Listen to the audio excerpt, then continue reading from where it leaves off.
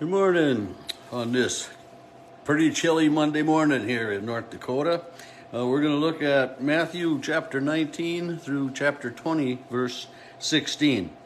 And in chapter 19 begins with Jesus finished saying these things, talking to the people, and he left Galilee and went to the region of Judea beyond the Jordan, and large crowds followed him, and he cured them. Jesus is on his way now to Jerusalem. He's got his, that's his mindset. He's on his way to Jerusalem, and he knows what's going to happen there.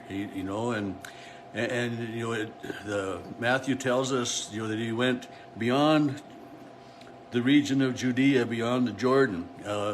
So he was taking a longer journey around so that he wouldn't go through the land of Samaria because of the animosity between the Jews and the Samaritans. Although Jesus had, we know Jesus had this conversation with the woman at the well in Samaria. And so, but at this point in time, Jesus isn't going to take any chances because a Jewish group of people traveling through Samaria could be met with hostile activities or actions. They wouldn't be welcome. They wouldn't be well received. And if there's a large crowd following him, especially, they would not be welcome there. But as he is journeying, it says some Pharisees came to test him, And, and I think it's good that we understand that, these Pharisees are trying to figure out, is Jesus the Messiah? Does he know the laws? Does he know what he's talking about? Or is he just, some wild and crazy guy, with a whim? And so they ask, is it lawful for a man to divorce his wife? And terrible question. Divorce is such a hard thing, on families. It just, but in Jesus' day, and these days, way back then, a man could divorce a woman for, pretty much nothing. If she happened to serve him a piece of burnt toast, it was kind of ridiculous in some ways from what biblical scholars say. I wasn't there, so I don't know that, but, and Jesus answers, well, haven't you read that in the beginning God created man and woman and to join them together? And Jesus says that part, for this reason a man shall leave his father and mother and be joined to the wife, and the two shall become one. Therefore, what God has joined together, let no one separate. And we still today hear those words at most weddings. I imagine there are some that that isn't spoken, but we don't go into a marriage thinking, well, it's going to last for 2 months or 6 months or maybe 3-4 years, and we hear these stories of how high the divorce rate is, and we got to take all of that with a grain of salt, I think, a little bit, but yet God's intention is that a man and a woman would find love and they would spend their lives together, and because we are created to be in a relationship. But yet sometimes relationships are so hard, and so we have these words of Jesus reminding them of God's intent. However, then they say, these Pharisees asked Jesus again, why then did Moses allow us to write a certificate of divorce? And Jesus says, it's because you are so hard-hearted. It is because there is so much sin in the world. It is because, you can't figure out ways to talk and to forgive and to treat each other with the respect that should be. Every time this text comes up, on a Sunday for, during the lectionary, I try my best to preach on something else, but it seems like I always it seems like I have to preach on this text, and because it's one of those things that affects so many people, so many families. But, Jesus says, because of the sin in the world, because of the hardness of our hearts, because, it is so hard to, be gracious and forgiving when it doesn't come back. I mean, it takes two to work on this. And Jesus just, points that out. I'm not going to belabor the point any more than that, but, Jesus reminds us of what's God's intent, but yet he also recognizes that there's sin in the world. And I remember the first time I preached on this text before I was ordained, and Pastor Bruce had just come to Carrington, and I mean, I did not want to preach on this text, and I remember that the one thing that I said that day was that the only perfect marriage has only been perfect on one side, and that's when God chose us to be his people.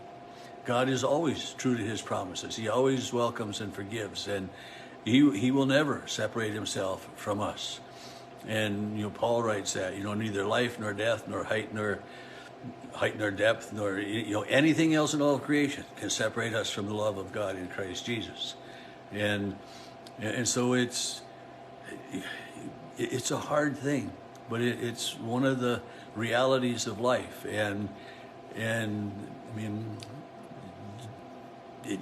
divorce used to have more of a stigma than it does now, and I don't think that was a good thing, because we need to be able to be accepting and loving and gracious in so many different ways. The next thing that goes on, I could talk about that for a long time yet, but the next part of chapter 19, they bring little children to him in order that it says he might lay his hands on them and pray. They're bringing the children for a blessing.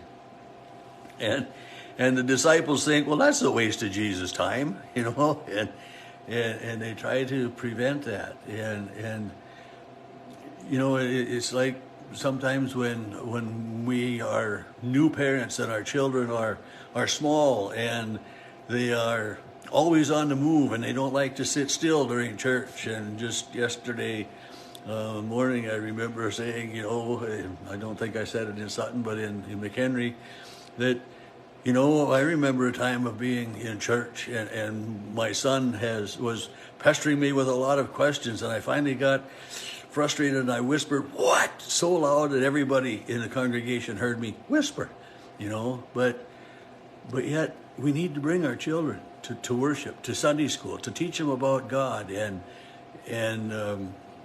even, I mean, parents are bothered much more by their children than, they don't bother me when they're in church. And children's sermons were always, they're challenging, but they were fun to do, and to see some of the responses sometimes of the kids. So Jesus says, don't keep the children away, bring the children, bring them, and pray a blessing upon them. And I remember so many times too at during the Holy Communion, the parents, the children would come up to the altar with their parents, and to place your hand on their shoulder or on their head, depending, and to pray, to give a blessing was, they were a part of it then, and it was so important to them. And it's just a reminder that we need to bring our children to church, to teach them about God, and to be welcoming to them.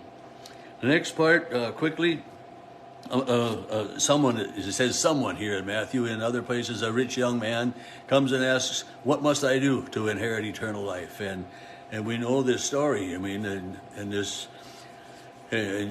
man says, "I have followed all of the laws. I have followed all the commandments." And to think about that, to be so confident that you have not broken any of the laws, that you're in because of that. But what other thing must I do? What more? And Jesus says, "Sell your possessions and give them to the poor." To be compassionate, to know that there are others in need. And this man was, we don't know for sure if he did or not. It says he went on his way grieving, because his possessions were many. Did he have a change of heart? Did he follow Jesus' advice? I mean, the question is left unanswered, so we can put ourselves in that position and say, what would I do? And then there's Jesus telling his disciples it's easier for a camel to go through the eye of a needle than for a rich man to enter the kingdom of heaven. And the disciples say, well, who then can get in? And Jesus says, for humans, it's impossible. But for God, anything is possible. We cannot live a perfect life. There is no way that we can earn our way into heaven. And chapter 20, real quickly, is the parable of the laborers in the vineyard, and how the man goes and hires people early in the morning and then throughout the course of the day. And at the end of the day, he pays those that have only worked an hour, and they get a full day's pay. And the ones that have worked the whole day say, man, what am I going to, I'm going to get so much more. And they get the same thing.